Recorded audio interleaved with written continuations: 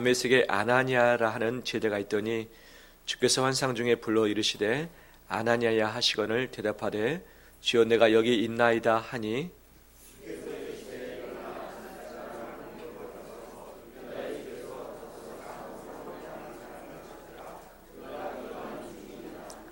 그가 아나니아라 하는 사람이 들어와서 자기에게 안수하여 다시 보게 하는 것을 보았느니라 하시거늘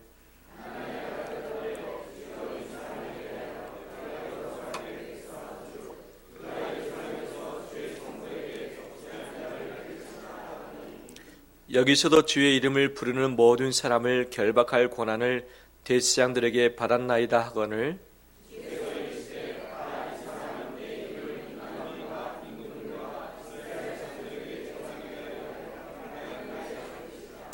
그가 내 이름을 위하여 얼마나 고난을 받아야 할 것을 내가 그에게 보이리라 하시니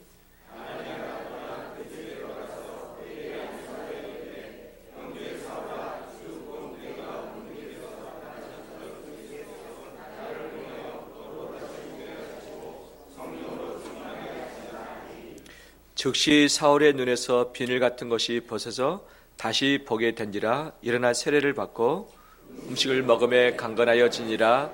사울이 다메섹에 있는 제자들과 함께 며칠 있을새. 아멘. 주의 이름을 축복합니다. 우리 옆에 분들 서로 인사 나눌까요? 한 주간 고생하셨습니다. 잘 오셨습니다.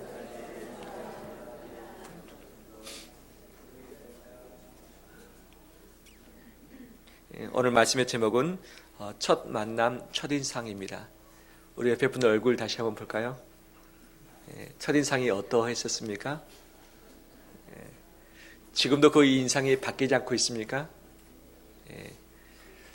누구든지 만남에는 첫인상이 있죠. 내가 보는 첫인상, 또 내 인상이 상대방에게 전달되는 그런 첫인상이 있죠. 첫인상이 좋으면 관계도 상당히 잘 발전할 수 있지만 첫인상이 잘 좋지 않으면 관계가 잘 풀려지지 않는 거죠. 제가 말씀을 준비하다가 제 아내에게 물었습니다. 여보, 나를 처음 만났을 때 첫인상 어떠했냐고. 제가 몇 번 물었어요. 그때마다 어김없이 듣는 건 당신 별로였어.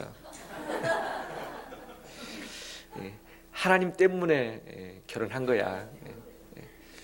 나 때문이 아니라 하나님 때문에 결혼했다는 것이 섭섭하기는 하지만 그래도 하나님 때문에 했기 때문에 그래도 고맙다라는 마음을 가지고 있습니다. 저는 제 아내를 처음 만났을 때 인상을 어떻다고 말을 해줬을까요? 어느 말이 고와야지 가는 말도 고운 거 아니겠습니까? 당신도 별로였어. 별로였으면 제가 마지막까지 만났겠습니까?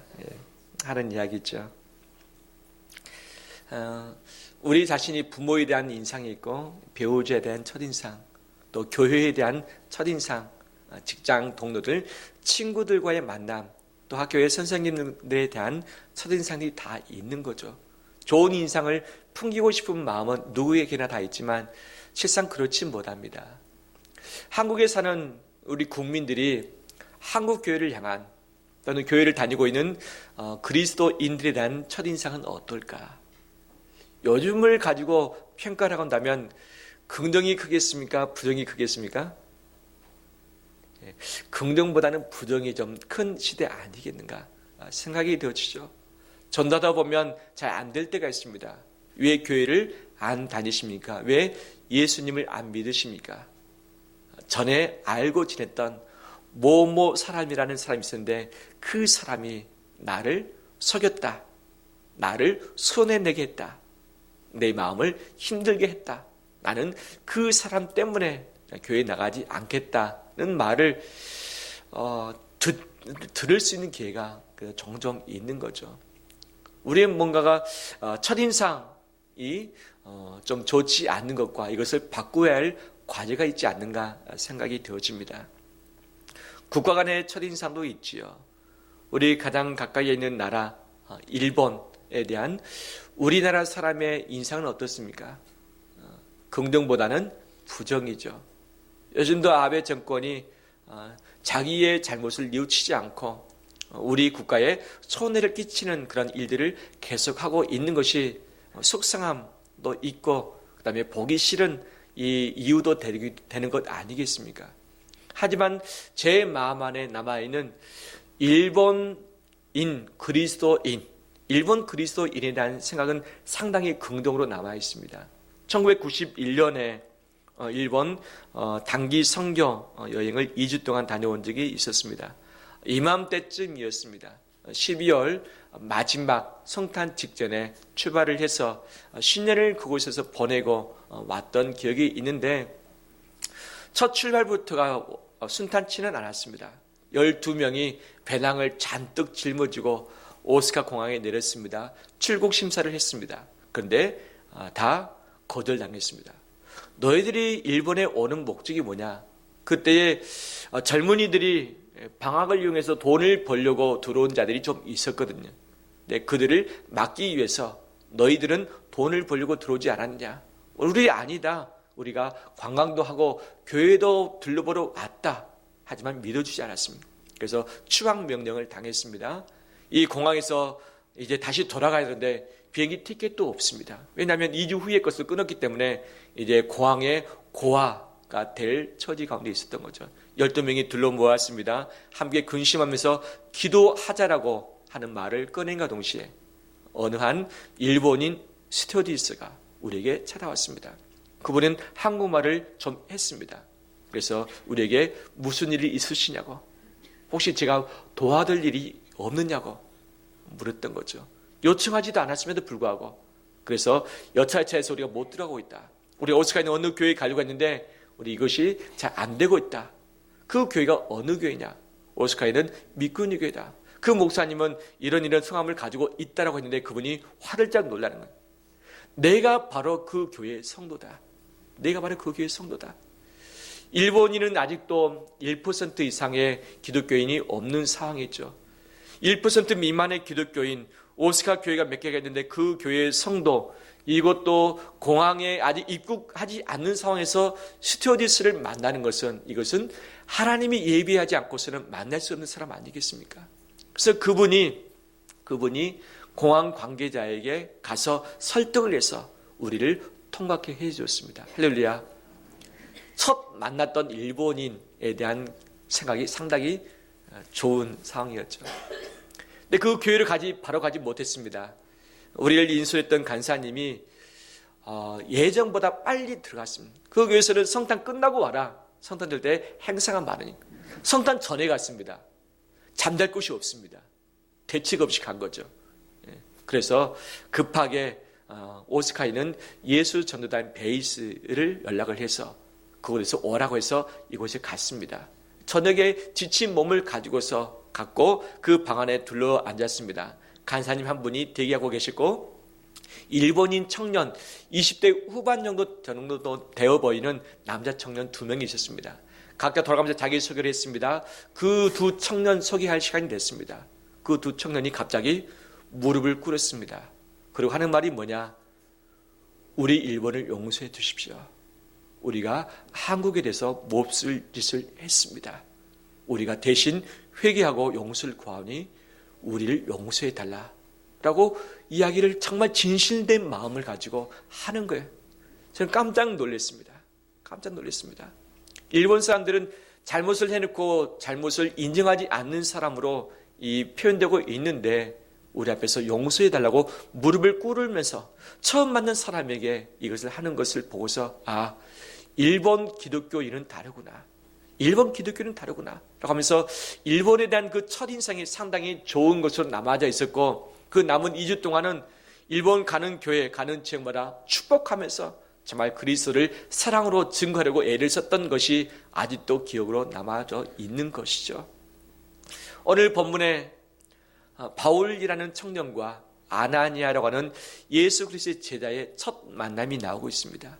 바울은 다메섹에 가는 길에 예수 그리스도를 만났습니다. 다메섹에 있었던 그리스도인들을 잡아서 옥에 넘기려고 했었습니다. 이미 예루살렘 교회를 쑥대밭 만든 장본인이 사울이라는 청년 바울이었거든요. 예루살렘의 제자들도 흩어지고 말았습니다. 이 소문이 다메섹에 있는 사람에게 들려졌을 것입니다. 대제사장들에게 다메섹에 있는 바로 기독교인을 잡아오라고 하는 이 명령서, 공문을 가지고 왔던 기세등등하고 위협과 살기가 가득했었던 그런 청년이었던 거죠. 근데 예수 그리스도를 만나고서 그 빛 때문에 눈이 어두워지고 말았습니다. 눈은 떴는데 아무것도 보지 못한 상황이었습니다. 누군가가 끌려서 이제 유다라는 집에 머물게 되었는데 3일 동안 먹지 않았습니다. 마시지도 않았습니다. 그다음에 인생의 고통 가운데 머물고 있을 바로 바울이었던 것이죠. 내가 지금까지 내 목숨 걸고서 유대교를 지키기 위해서 애를 썼는데 이것이 잘못되었다는 것을 알았고, 자기가 핍박했던 그리스도인들, 바로 그들의 바로 주인 되신 분이 예수님이라는 사실, 그분이 하나님 아들이었다는 사실, 바로 자기 자신이 하나님의 아들을 핍박했었다는 사실을 알고서 그 인생의 가치관이 다 무너졌고 이제는 무엇을 어떻게 해야 되는지 알지 못하는 암흑의 방 뒤에 그가 있었던 것이죠. 주님은 그의 눈을 어둡게 하셨습니다. 다시 눈을 보게 해야 되는 상황이 필요한 것 아니겠습니까?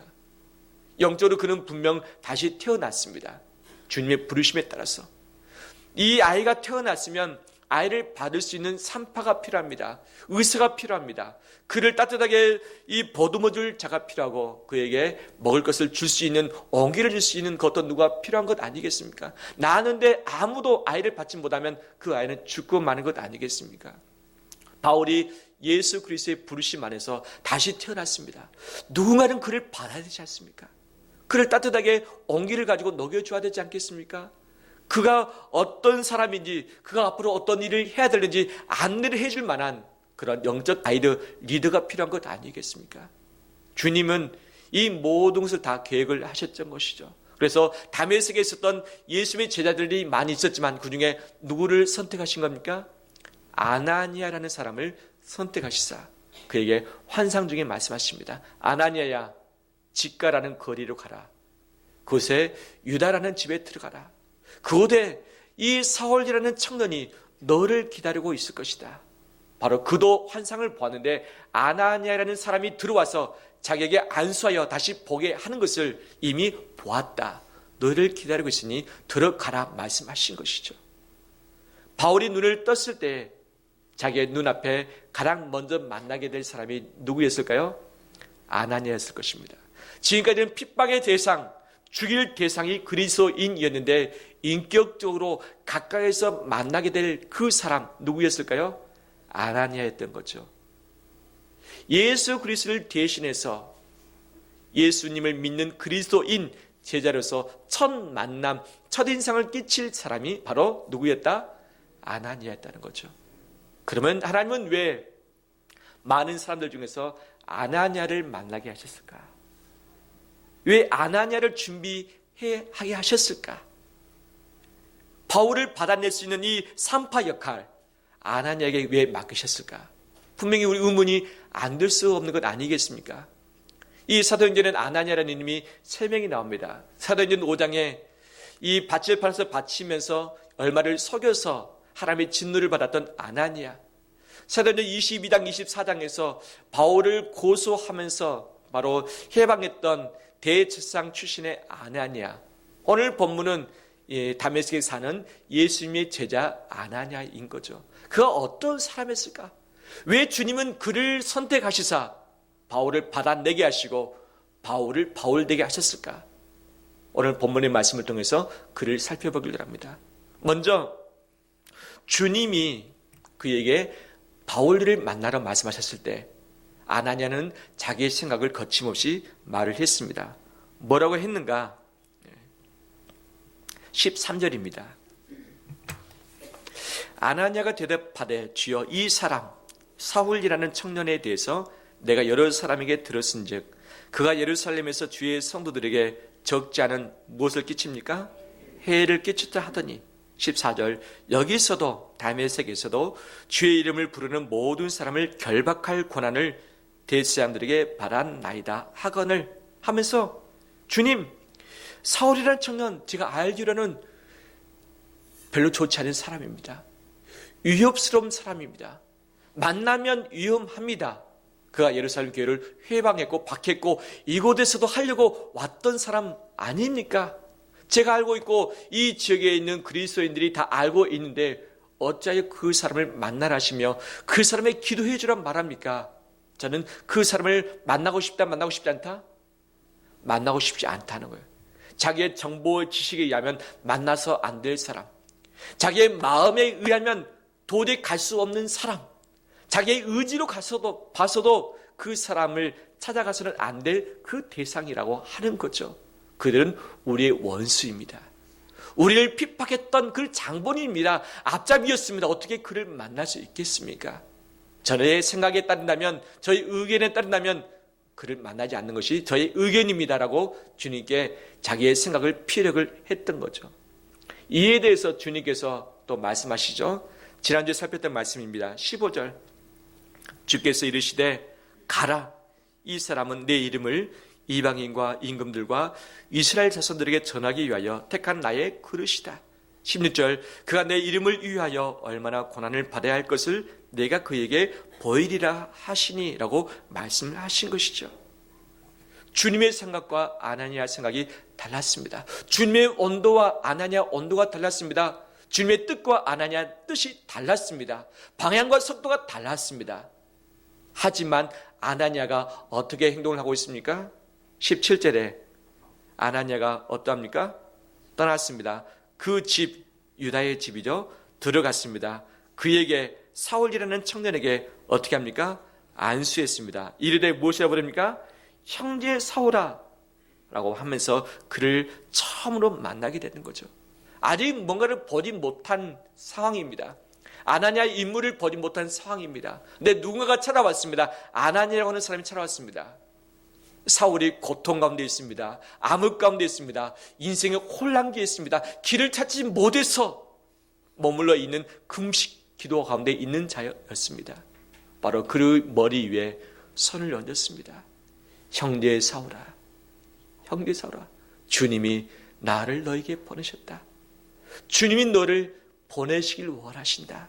내가 기도하니 너의 눈이 다시 보게 될지어다 라고 하면서 그에게 안수 기도를 해주는 것이죠.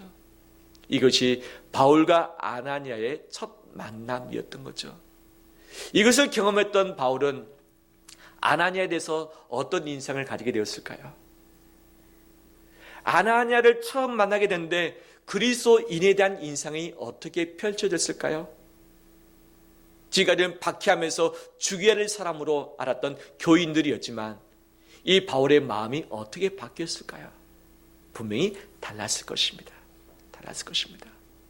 바로 첫 인상 두 가지로 다시 살펴보길 원합니다. 17절에 다시 본다면 아나니아가 떠나 그 집에 들어가서 그에게 안수하이르되 형제 사울아라고 이야기를 하고 있는 거죠. 사울을 뭐라고 지칭합니까? 형제라고 이야기를 하고 있는 거예요. 형제가 맞습니까? 안 맞습니까? 이제는 형제가 아니었던 거죠. 그 전에는 원수지간이었습니다. 그 전에는 만나서 안 될 사람이었습니다. 그 전에는 위험한 인물이었습니다. 그 전에는 바로 자기 자신을 바로 죽일 수 있는 그런 존재였던 거죠. 하지만 만나자마자 안수기도 하면서 형제라고 이야기를 해주고 있는 거죠. 바울의 입장에서 들었을 때 어떤 마음이 들었을까요? 지금까지 유대교를 대표해서 이들을 잡아 죽였는데 잡아 죽이라는 그 대상, 그 사람이 와서 자기에게 내 형제라고 불러줬을 때 바울의 마음이 어떠했을까요? 아마 차가웠던 그의 마음, 3일 동안 암흑 가운데 있었던 그의 마음이 스스로 다 녹아지면서 아마 하나님의 따뜻한 위로를 받지 않았을까? 자기의 머리에 따뜻하게 올려지는 그 손길의 온정을 느끼면서 주님을 향해서 기도해주고 있는 그 아나니아의 소리를 들으면서 이 바울의 이 모든 얼어붙었던 마음들이 녹아지면서 봄 기운, 성령의 충만함을 받지 아니했을까? 우리는 추측할 수 있는 것이죠. 이것이 바로 하나님이 만나게 하셨던 아나니아의 첫 모습이었습니다. 도저히 함께할 수 없지만, 만나기 싫지만, 가기 싫지만, 누구 때문에? 예수님 때문에. 예수님을 주님으로 섬기고 있는 그의 사람들이 예수님 안에서 무엇이 되는 것이죠? 형제 되는 것이고 가족 되는 것이고 한 몸이 되어지는 것이죠. 도저히 내 지식으로는, 내 의지로는, 내 감정으로는 함께할 수 없는 사람이지만 누구 때문에? 예수님 때문에 함께하고 예수님 때문에 가족으로 받고 예수님 때문에 더불어 지낼 수 있게 되는 그런 자 아니겠습니까? 기도 후에 이 사울이라는 청년은 누구에게 세례를 받습니까? 아나니아라는 사람에게 세례를 받습니다. 그 다음에 다메섹을 떠나지 않고 다메섹에 머물면서 다른 제자들과 함께 머물렀다라고 이야기를 하고 있습니다. 아나니아뿐만 아니라 다른 사람들 불러와서 이 사울은 핍박자가 아니라 예수 그리스도 때문에 주님의 제자된 사람이고 주님의 사도된 사람이라고 다른 사람에게 설득하고 안내해 주어서 이 사울과 관계를 맺을 수 있도록 해준 사람이 누구였을까요? 아나니아였을까겠죠. 아나니아 때문에 새로운 만남, 새로운 가족됨이 형성되었고 아나니아뿐만 아니라 다른 제자들과의 관계도 새롭게 틀 수 있도록 배려를 해주었던 자가 아나니아였다는 사실이죠. 바로 주님은 이런 아나니아를 선택하시사 바로 첫 인상이 될 수 있도록 예비해 주셨습니다. 할렐루야. 나는 예수 그리스도를 믿지 않는 자들에게 어떤 만남, 어떤 첫인상을 풍길 수 있는가? 어떤 사람일까? 이미 예수님을 믿는 공동체 안에 들어왔음에도 불구하고 나는 어떤 인상으로, 어떤 사람으로 남에게 비춰질 것인가? 내 생각, 내 감정, 내 의지로는 도저히 함께할 수 없지만 예수님 때문에 그를 형제로 받아들이고 그를 사랑으로 안아주고 그에게 손을 대어서 기도해주며 축복해주며 그가 한 공동체에 머물 수 있도록 배려해주는 따뜻한 산파의 역할, 따뜻한 영적인 엄마의 역할을 감당하는 그런 자 되기를 소망합니다.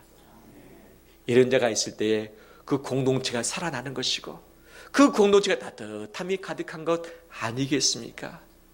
이런 귀한 첫인상, 첫 만남을 서로에게 풍겨나가는 우리 되시길 주의 이름으로 축원합니다. 두 번째 17절 하반절을 보면 형제 사울아 주 곧 내가 오는 길에서 나타나셨던 예수께서 나를 보내어 너로 다시 보게 하시고 성령으로 충만케 하신다 하니 라고 하면서 그를 기도해 주면서 다시 보게 해 주었던 것이죠.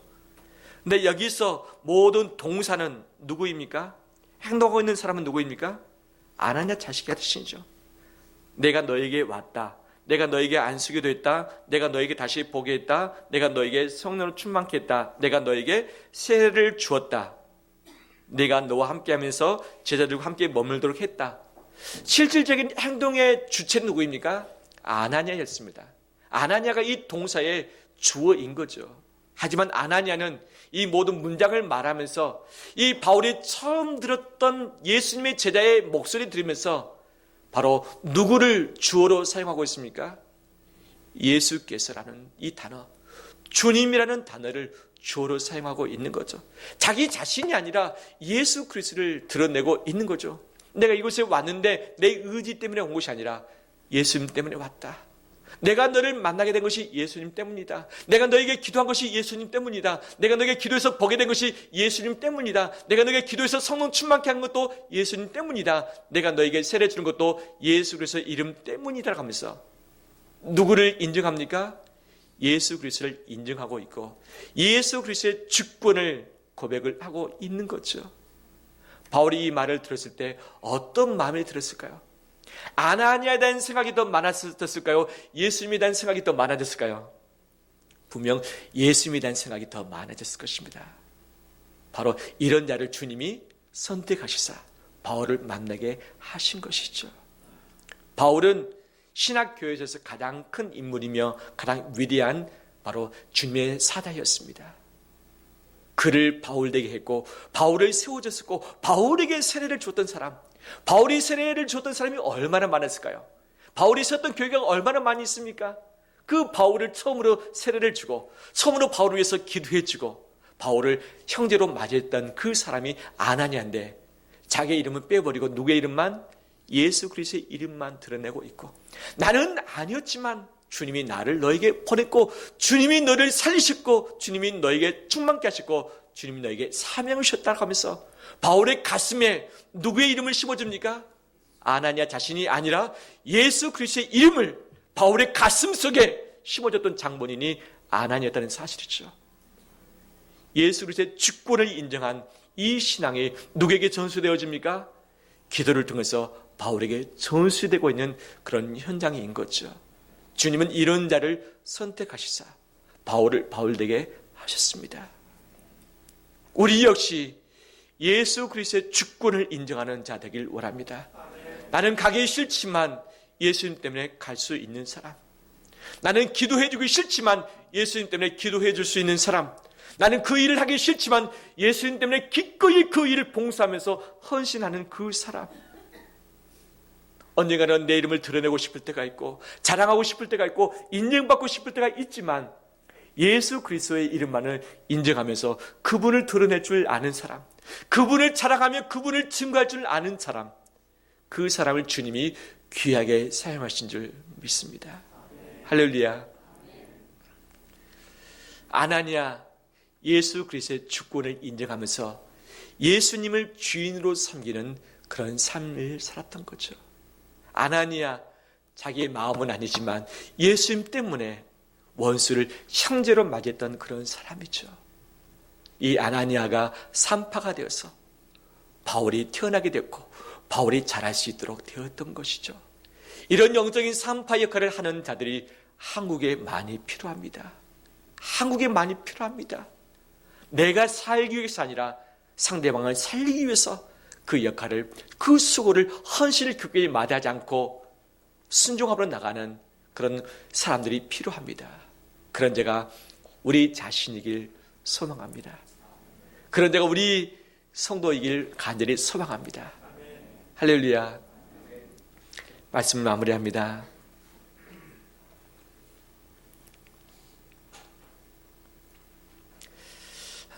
아나니아, 바울이 눈을 뜨고서 처음 만났던 그리스도인, 첫 인상이 되었던 그리스도인이었습니다.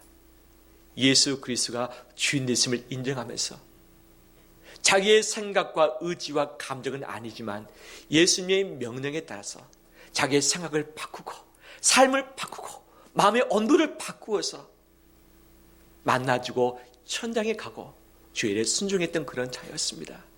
그런 자를 통해서 주님은 신학교회를 열어가시고 하나님의 사람들을 새롭게 만들어 가셨던 것이죠. 이런 귀한 첫 만남의 역사, 첫 인상의 역사가 우리 자신을 통해서 이 세상 가운데, 이 세대 가운데 펼쳐지길 간절히 원합니다.